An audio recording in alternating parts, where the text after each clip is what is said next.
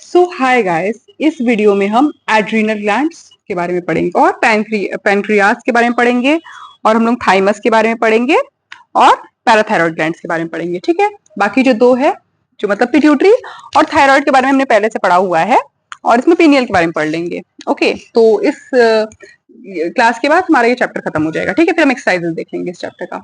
चलिए, adrenal glands क्या होता है। देखिए, दो एड्रीनल ग्लैंड है और ये कहाँ पे होता है। ये मतलब सोचिए किडनी के ऊपर होता है। आप देख सकते हैं इसका, ये देखिए, ये हमारा किडनी है। आप देखिए, अच्छे से फोकस करते हैं। ओके, ये किडनी के देखिए, किडनी के ऊपर है। ये देखिए, देख रहे हैं यहाँ पे इस पोर्शन में, यहाँ पे एक एड्रीनल ग्लैंड है, एक यहाँ पे है। ठीक है, ये हमारे हो गए एड्रीनल ग्लैंड। अब देखिए, एड्रीनल ग्लैंड का दो पार्ट होता है। एक पार्ट को हम लोग कॉर्टेक्स कहते हैं, एड्रीनल कॉर्टेक्स एड्रीनल ग्लैंड का पार्ट है। तो एक पार्ट को हम लोग कॉर्टेक्स कहते हैं और एक पार्ट को हम लोग मेडुला कहते हैं।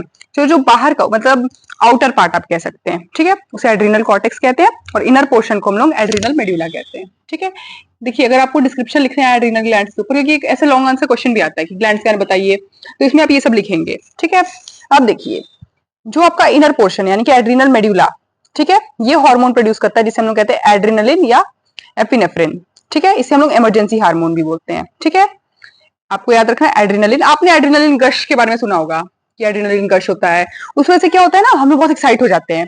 ठीक है, वही है ये एड्रेनलिन या एपिनेफ्रिन। इसको हम लोग इमरजेंसी हार्मोन बोलते हैं। पूछेगा कि क्यों, इसको क्यों इमरजेंसी हार्मोन बोलते हैं ना, तो आप बोलेंगे कि अगर बहुत ही इमोशनल स्टेट है आपका, हाईली इमोशनल स्टेट, ठीक है, जैसे आप बहुत डर गए, जैसे कुत्ता आपको सोची दौड़ा लिया काटने के लिए, या फिर इससे भी कुछ खराब, मतलब आप एकदम डर गए कि अरे अब क्या होगा, फिर बंदर वगैरह दौड़ा लिया आपको। आप जिससे भी डरते हैं वो डिपेंड करेगा आप पर्सन टू पर्सन। ठीक है, या फिर आप बहुत गुस्से में, मतलब आपके किसी दोस्त ने आपको कुछ कहा या फिर किसी ने आपको कुछ ऐसा बोला जिसमें आपकी गलती नहीं थी, आपको डांट पड़ गई, तो आप बहुत गुस्से में, तब ये मतलब एक्टिवेट होता है। इसलिए इसे इमरजेंसी हार्मोन कहते हैं, एड्रेनलिन, एपिनेफ्रिन या इमरजेंसी हार्मोन। ठीक है, ये क्या क्या करेगा, देखिए, it increases the heart beat. देखिए, अगर आप सोचिए कि आप कहीं जा रहे थे, अचानक एक कुत्ता आपको दौड़ा लिया, ठीक है, आपके पीछे दौड़ पड़ा काटने के लिए, ठीक है, या फिर जैसे भी आपको दौड़ा दिया, तो आपका ना दिल बहुत तेज धड़कने लगता है, तो हार्ट बीट बढ़ जाता है, बीपी ब्लड प्रेशर भी बहुत हाई हो जाता है, और आप हाफने, आप देखेंगे ना रेस्पिरेशन, मतलब हाफने लगेंगे आप, सोचिए। ठीक है, ब्लड प्रेशर इंक्रीज हो जाता है, रेस्पिरेशन इंक्रीज हो जाता है, और डाइजेशन डिजेशन आपका जो डिजेशनल प्रोसेस है वो सप्रेस हो जाता है। मतलब वो आप देखेंगे ना बहुत स्लो। अब देखिए, आपको यहाँ पे ये वाले एग्जांपल पे तो नहीं बोल सकते ना कि आपको कुत्ता दौड़ा लिया और आप डाइजेशन के बारे में, क्योंकि वहां पे तो देखिए क्या यूज है। पर अगर आप देखेंगे ना कि आप जनरली बहुत गुस्से में होते हैं, डरे डरे होते हैं, तो आप खाना वगैरह नहीं खाते। अगर आपको टेंशन हो रहा होता है, सोचिए कि आपका रिजल्ट आने वाला है बोर्ड्स का या फिर कोई भी स्कूल का रिजल्ट है, आप डरे हुए हैं कि आपका एग्जाम नहीं अच्छा गया था, या क्या होगा क्या होगा, आप देखेंगे आपको भूख नहीं लगता है। देखिए, स्ट्रेस ईटिंग करते हैं, लेकिन जनरली आपको देखेंगे ना आपको भूख नहीं लग रहा है, या आप बहुत गुस्से में, तो लोग बोलते हैं नहीं हम खाना नहीं खाएंगे, मम्मी को बोलते हैं मम्मी खाना नहीं खाएंगे। ठीक है, तो ये क्या है, ये हमारा तब होता है, मतलब इसका इफेक्ट है। ठीक है, एड्रेनलिन का इफेक्ट है।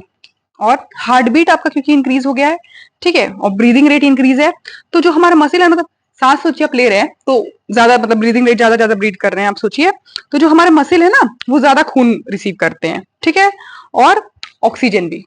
ओके, तो ये देखिए second point, due to increased heart beat and breathing rate, muscles, जो हमारे मसल्स है, they receive more blood and oxygen necessary for rapid contraction of muscle cells needed during sudden action. अब देखिए, इसके लिए क्या होता है, हम लोग को ज्यादा, मतलब ज्यादा खून रिसीव करे, ज्यादा ऑक्सीजन, क्योंकि इतना रिक्वायर है ना, रिक्वायरमेंट के लिए ज्यादा की जरूरत हो रही है हम लोग को। ठीक है, हार्ट बीट यहाँ पे इंक्रीज हो गया है, ब्रीदिंग इंक्रीज हो रहा है। ठीक है, और इससे क्या होता है, it also stimulates the release of glucose from the liver. ठीक है, इसमें क्या होता है कि आपका लिवर में से, सोचिए, ग्लूकोज का रिलीज को स्टिमुलेट कर देता है ये hormone.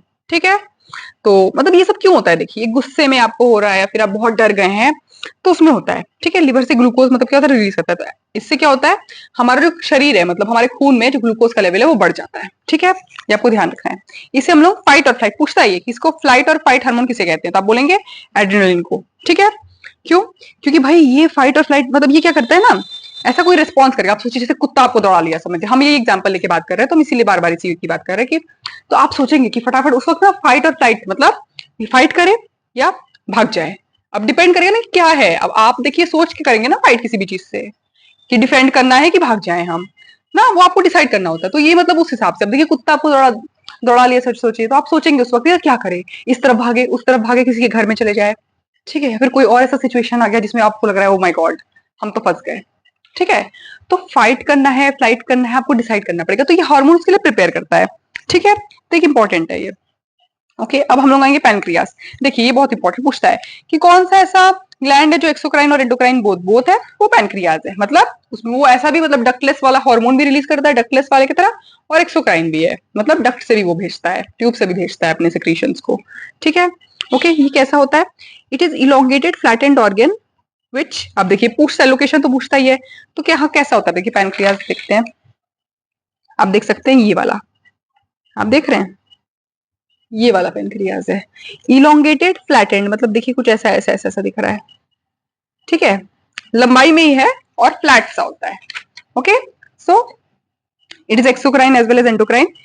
It is an elongated flattened organ which lies behind stomach. आप देख सकते हैं स्टमक के पीछे, मतलब ये क्या होता है ना, यहाँ पे स्टमक के पीछे होता है ये देखिए, आप देख रहे हैं, ये देखिए, ठीक है। So it lies behind stomach. ये आपको बहुत इंपॉर्टेंट, आपको सारे ग्लैंड्स का पता होना चाहिए कौन सा कहाँ लाई कर रहा है, फंक्शन हार्मोन्स का रिलीज कर रहा है। ठीक है, ओके, तो हम कहा थे कि it lies behind the stomach attach to the first section of the small intestine, मतलब स्मॉल इंटेस्टाइन की जो फर्स्ट सेक्शन है वहां से अटैच्ड है बाय डक्ट। आप देखिए स्टमक के पीछे है, ठीक है। अब यहाँ पे तो देखिए इसमें इंटेस्टिन नहीं बना हुआ है, अगर आप ये भी लिख देंगे कि बिहाइंड द स्टमक और ये साइज, फिर भी आपको मार्क्स मिल जाएगा, पर अगर आप पूरा याद कर सके तो बेटर होगा। ये वाला भी लिख सकते हैं कि attach to the first section of small intestine, ठीक है, by a duct that transports its digestive juice to the intestine. मतलब डक्ट भी है डक्टलेस भी है, ये बोलना चाहते हैं। हार्मोन भी रिलीज करेगा, इसका मतलब है कि हार्मोन भी रिलीज करेगा और डक्ट भी है। देखिए बायोडक्ट मतलब डक्ट है भाई, ठीक है। ये क्या प्रूव कर रहा है कि एक्सोक्राइन भी है। So pancreas is both exocrine as well as endocrine. तो आप बता देंगे, अगर पूछेगा कि क्यों बोथ है तो आप बता देंगे कि भाई डक्ट भी है, हार्मोन्स भी रिलीज कर रहा है। It is elongated flattened organ which is located behind the stomach attached to the first section of small intestine. मतलब स्मॉल इंटेस्टाइन का जो सेक्शन है आप पूरा पढ़ेंगे, उसके फर्स्ट सेक्शन में ये अटैच्ड है, ठीक है, और एक डक्ट से अटैच्ड है उस स्मॉल इंटेस्टाइन के सेक्शन में। क्यों? ताकि ये जो डाइजेस्टिव जूस है, मतलब ये पैनक्रियाज जो डाइजेस्टिव जूस अपना बना रहा है वो इंटेस्टाइन में डाले ताकि डाइजेशन अच्छे से हो सके। ठीक है, तो ये तो देखिए समझ जा रहे हैं आप, क्योंकि ऑब्वियसली ना ये स्मॉल इंटेस्टाइन के उस पर क्यों अटैच्ड है। आप खुद भी तो सोचिए कि फर्स्ट सेक्शन पे क्यों अटैच्ड है भाई, क्योंकि अपना डाइजेस्टिव जूस ये डाल दे और एक डक्ट के थ्रू डाल रहा है। यही तो पढ़ रहे थे ना एक्सोक्राइन एंडोक्राइन के बीच में डिफरेंस, कि भाई डक्ट है अगर इसमें तो भाई ये कर लेगा ट्रांसपोर्ट, अपने डक्ट से पहुंचा देगा इसका जो सेक्रीशन है वहां तक।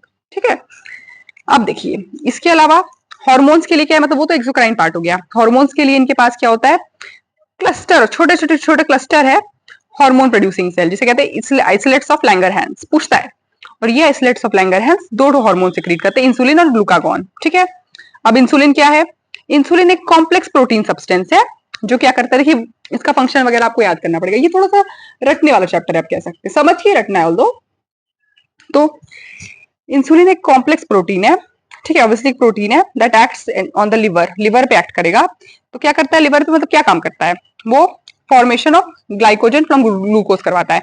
अब देखिए एड्रिनल, यहाँ पे एड्रिनल में क्या हो रहा था ना, लिवर का जो ग्लूकोज है वो खून में जा रहा था, लेकिन ये क्या काम करता है इसका, जो सोचिए कि अभी हम जो पढ़ रहे थे इंसुलिन, ये क्या करता है, ये करवाता है, देखिए बहुत important, stimulate the formation of glucose from, अरे ग्लाइकोजन फ्रॉम ग्लूकोज। तो ये ग्लूकोज से ग्लाइकोजन बनाता है, स्टोरेज करवा लेता है। ठीक है, अब देखिए खुद ही आप सोचिए कि ये आपका ऑब्वियसली क्या कर रहा था, ग्लूकोज से बना रहा था, हम यहाँ पे दिखाते हैं, ग्लूकोज से ग्लाइकोजन बना रहा था। ठीक है, ग्लूकोज से ग्लाइकोजन बना रहा है। अब आप खुद सोचिए कि अगर ये हमारे पास नहीं प्रोड्यूस हो रहा है, मतलब इंसुलिन नहीं प्रोड्यूस हो रहा है, तो क्या होगा, ग्लूकोज से ग्लाइकोजन बना रहा था, तो भाई अब तो हमारे खून में मतलब ये ग्लूकोज रहेगा ना, तो वही है। ठीक है, formation of glycogen glucose and store it, वो स्टोर करवा दे रहा था ग्लाइकोजन बना के लिवर में। लेकिन अब अगर ये नहीं है तो भाई खून में चीनी का मात्रा ज्यादा हो गया, ब्लड शुगर लेवल राइज कर रहा है, और शुगर हमारा एक्यूमुलेट कर रहा है कहाँ पे, किडनी में, और यूरिन से हमारा क्या होता है, वो शुगर पास करेगा, इसे हम लोग कहते हैं डायबिटीज मेलिटस। इस केस में ना यूरिन में जो होता है ना चीटियां लग जाती है, आपने मतलब आप देखते होंगे, देखा होगा, आपने सुना भी होगा, डायबिटीज मेलिटस और डायबिटीज इंसिपिडस, दो डायबिटीज तरह के होते हैं।